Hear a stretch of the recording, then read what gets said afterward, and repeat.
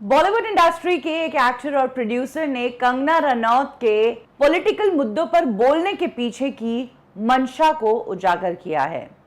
इस एक्टर का कहना है कि कंगना को ना बॉलीवुड इंडस्ट्री में और ना ही जिस पार्टी को वो सपोर्ट करती है उसमें कोई भाव देता है। उसके बावजूद कंगना रनौत बस पॉलिटिक्स में जाने के लिए बेताब है, इसलिए एक के बाद एक इस पार्टी के सपोर्ट में ट्वीट करती है।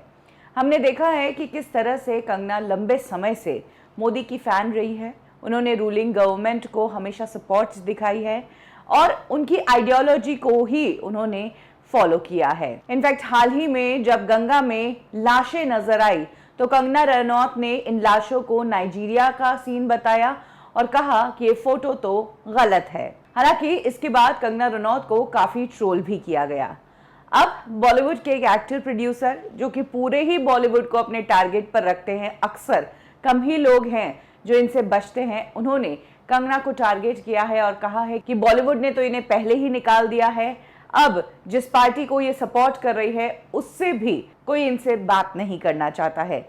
केआरके ये शख्स है जिन्होंने कंगना को लेकर ये ट्वीट किया है। उसमें उन्होंने कहा है, बीजेपी के सभी नेताओं ने कंगना रनौत का बहिष्कार किया हुआ है। कोई भी नेता उनसे बात नहीं करता और ना ही उन्हें जवाब देता है, क्योंकि अनजाने में कंगना बीजेपी को ही बर्बाद कर रही है। इसके आगे केआरके ने लिखा है कि वो सांसद बनने के लिए बेताब है, क्योंकि वो जानती है कि बॉलीवुड इंडस्ट्री में उसका करियर 100% गारंटी के साथ बर्बाद है। केआरके के इस ट्वीट पर लोगों ने भी काफी मजे लिए। सभी लोगों ने अपनी अपनी प्रतिक्रिया दी।